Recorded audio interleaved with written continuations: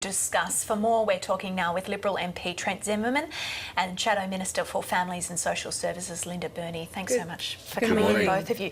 Trent, I might start with you and start on petrol prices. We've heard from Chris on Twitter this morning, who says that he doesn't have a choice to shop around to different petrol stations and get different prices. He says the price remains the same, it only goes up, and that's particularly affecting him because he has to travel long distances. What is the government doing about rising petrol prices? Well, petrol prices are primarily a reflection of what's happening on the world market, and that's largely outside our control, unfortunately. But what we have done is given the ACCC strengthened powers to make sure that there's no collusion happening between petrol retailers, and they have incredible powers to basically crack down on any evidence of that happening. The Prime Minister this week's asked the ACCC to be making sure that they're being the tough cop on the beat, and ultimately it is hard for people to shop around, but my own check showed that there were up to 10-cent differences in petrol prices across Sydney, for example, so it is worthwhile having a look. Just before we come to you, Linda, Trent, your colleague, Craig Kelly, who's a regular on this show, he said the answer is for the government to cut the fuel excise. Does that make any sense in your view? Well, it obviously has a big budgetary impact and also provides only short-term relief when effectively you're trying to hedge against world pricing. So I think that we're on the right track of making sure the ACCC has the powers to make sure we have a competitive environment, because it's that competition that we need in the system and which we see reflected in the differences in prices across our major cities. Linda, is that the answer? I agree with what Trent's saying. It's really important that the regulators, including the ACCC, have the levers and use them in a fairly tough way to create that competition and drive incentive for lowering prices, and to make sure that there isn't the collusion, particularly between some of the big players. I usually get my petrol from an independent petrol station, and I'm not sure whether that's creating a difference in prices, but it is the regulators that have incredibly important roles here. People who are really feeling the pinch at the moment are those on Newstart, and we've also heard from Jill on Twitter this morning saying, how do we live with these rising costs on Newstart? And she said, don't just tell me to get a job. So how do these people live on Newstart, and should that be increased? The government's rhetoric on this, I think, is woeful. The best way out of poverty is to get a job. Well, it's not that simple. It's a complex thing for many people. And Labor has been very consistent for a number of months now. If we are afforded government, there will be a review like the review that happened before the age pension the age pension rate was increased. We want to know how Newstart and other age-related payments interact with each other. We want to know what it means for people, but we also need to understand what the budgetary implications are, and most importantly, there needs to be a case built, particularly with the public, on the level of Newstart and whether it's adequate or not. So you won't commit to lifting Newstart. You're saying a review is needed, but isn't there evidence that people are struggling? Why do you need that review? Well, there is, and that's a very legitimate question, Andrew. There is enormous evidence that people are struggling. Quite often we talk about people who are doing it really tough, and both parents are employed, and we often forget about those people that are single parents living on Newstart, trying to provide and worry about what they're going to put in their kids' lunchbox tomorrow.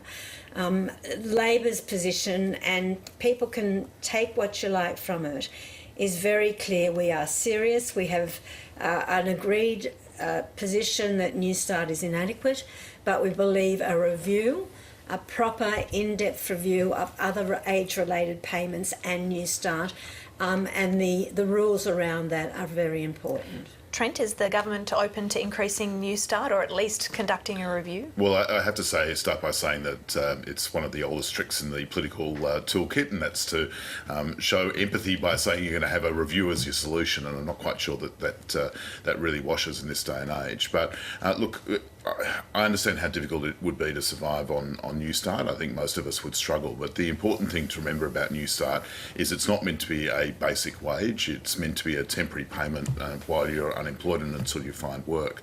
And particularly at the moment when we've got unemployment down at 5%, there isn't the same type of pressure that we would see, I think, if unemployment was a lot higher. And of course, it's worthwhile bearing in mind that Newstart is the basic allowance.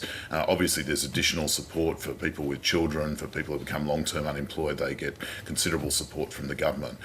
So you have to balance all those things up with the fact that obviously increasing Newstart does represent a big hit on the budget bottom line. And I don't think it's trite to say that the government's focus should be on creating jobs, and that's why we've seen with the 1 million jobs that have been created since we were elected to government, the number of working age people on welfare actually dropped for the first time in decades. There are complex reasons why people find themselves on Newstart, so it should, even if it's designed to be a transitional thing, it should at least be livable though. Yeah, but it is a transitional payment. It's not meant to be an ongoing wage that's going to be something that you rely on for years and years and years. But people need to have dignity. And a lot of people who are on Newstart, and you're right, it is a payment while people are seeking employment. But some of the compliance mechanisms need to be examined. And I just make the point, Trent, that I am seriously saying it will be a review that won't go on forever, and it'll be a review with the view of building the case for what happens with Newstart. And finally, people, when you combine the cost of living, of petrol prices, of power prices, of people feeling that they can never get ahead, it is an important mechanism, and it was what happened before the increase in the age pension. And I think that's why the government is so focused on some of those cost of living pressures, and power prices is obviously one, and we've already seen retail prices turn the corner. But what I also know is that if you adopted Labor's approach, which is effectively the South Australian model, we'll see power prices going up, not down. Okay, we're running out of time. We wanted to focus on Nauru also. Obviously, there's a lot of public pressure to find a solution to those people who are languishing on Nauru. Last night, we heard from the crossbencher Senator Tim Storer, who put a proposal that 150 refugees should come to Australia and then be resettled in New Zealand. This has been rejected out of hand by the Immigration Minister, David Coleman. Why?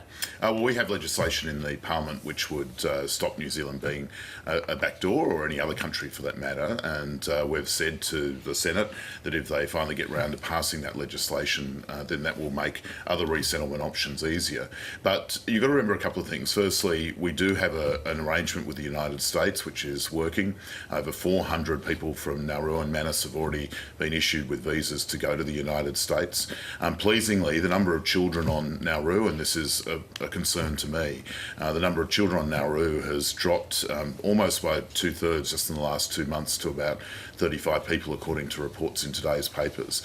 So I think the government is determined. Doesn't matter though whether there's 35 or 1. There's still, if there's a child or a person there still may be. But what I'm saying though is the government has been committed, firstly, onshore of getting kids out of detention, and we closed 17 detention centres where 2,000 kids were being detained under the last government, and now we're focusing on Manus and Nauru. We have the number of children down to 35. I'm confident that we're going to continue to see that fall over the weeks ahead. Linda, Labor's policy on offshore detention is fairly similar to the government. So if Labor gets into government, is this the sort of a situation that the Labor government could also find themselves in, with many people, including children, on Nauru? Well, very briefly, I can't imagine the anguish of a parent whose child has developed resignation syndrome. I just can't imagine it. Labor believes that the government should take the New Zealand offer, and we also have written to the Prime Minister asking, can we work collaboratively on the issue with New Zealand being a backdoor way into Australia.